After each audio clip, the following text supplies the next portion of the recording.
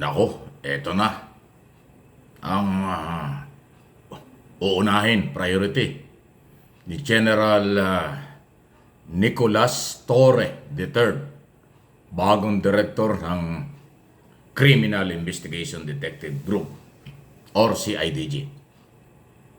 Matapos siya formal ng umupo, pinanumpa at higit sa lahat sa panibagong hamon sa kakayanan ng mabuting general at may pusong general para sa kanyang trabaho bilang Philippine National Police. Dahil dyan, ito na yon. Ang galaw, yung issue sa smuggling, pag sinabing smuggling, marami yan. Lahat ng smuggling items, isa yan sa mga tututukan ng CIDG. Private Army, wow, mag-i-eleksyon, baka nga may mga private army. Pogo operation or sindikato at iba pang mga tinatawag na crime syndicate. Ito yung bagong trabaho at gagawin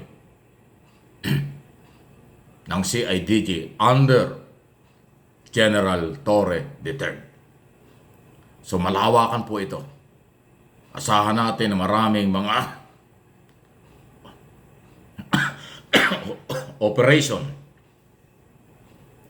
maraming operation, maraming galawan. Nationwide po ito. Palagay ko ito na yung tamang opisyal na magpapatupad ng batas laban sa mga economic sabotage, paggamit ng kapangyarihan ng maimpluwensyang tao, mayamang tao dahil sa pagkakaroon ng private army at illegal pa. Subaybayan natin at suportahan natin ang galaw na ito ng PNP.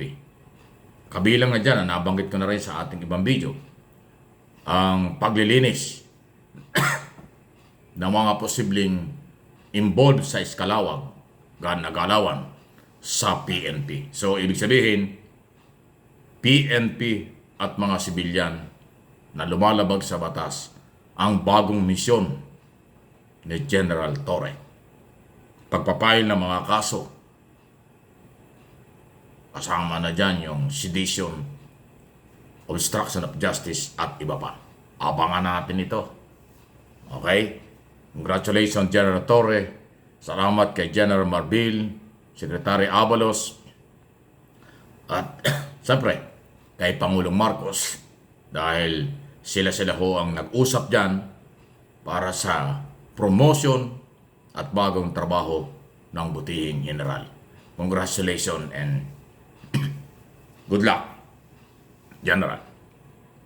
Sunod na ating pag-usapan, ito pong,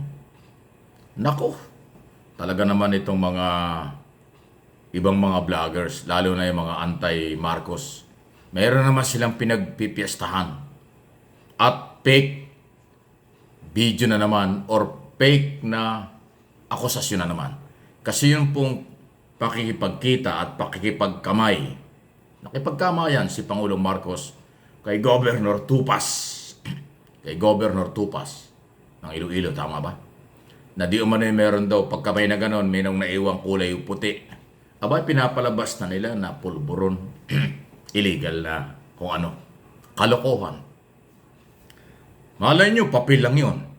Na may nakasulat na tip kay Pangulong Marcos kung ano ang mga impormasyon. Huwag nating kalimutan. Ang Pangulo ng Bansa, malawak ang intelligence operation. Tumatanggap yan ang lahat ng klaseng impormasyon.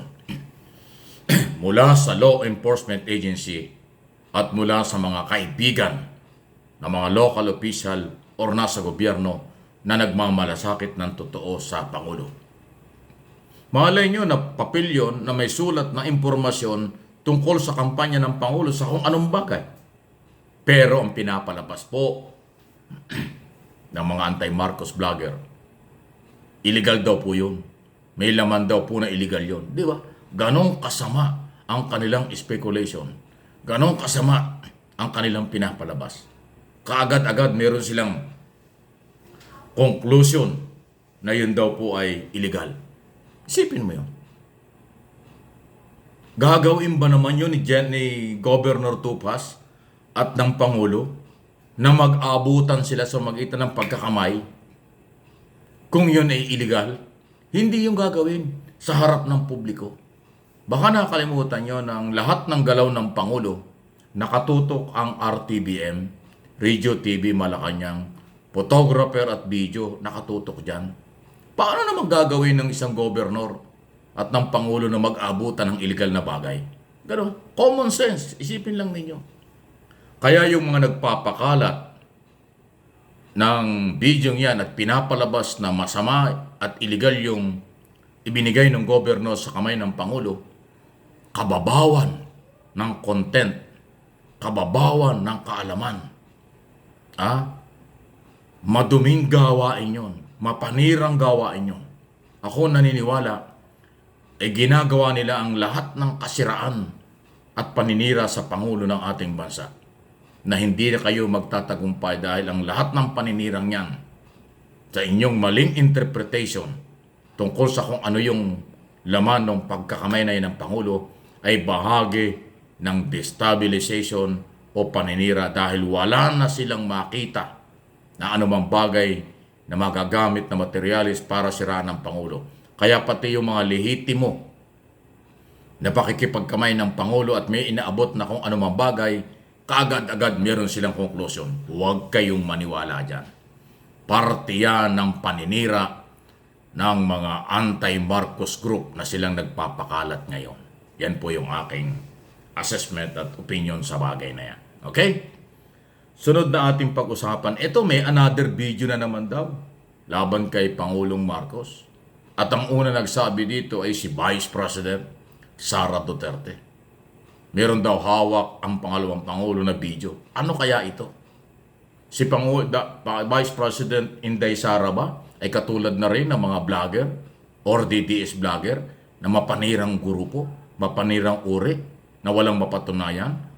Halos 2 taon ng paninira.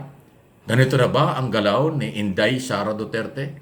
Kasi meron siyang inamin na meron siyang video. Tinatanong ng media kung ano yon, ayaw niya sabihin. Diba? So, yan na ba yung level ng pangalawang Pangulo? Pati mga video ay pinapatulan niya. Pati mga video makakasira sa Pangulo ay sinasabi niya. O yan, abangan natin yan. Hindi galing ito sa mga intrigador. Galing ito sa pangalawang Pangulo ng bansa.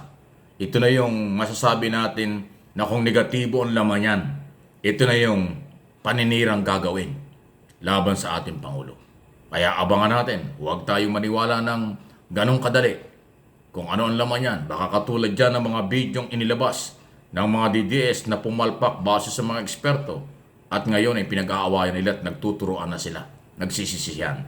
So ito bang pakulo ni Inday Sara Duterte matapos hindi kampihan siya ng Kongreso tungkol sa kanyang hinihinging budget, tapos ang tugon ay sirain ang Pangulo? Abangan natin ito.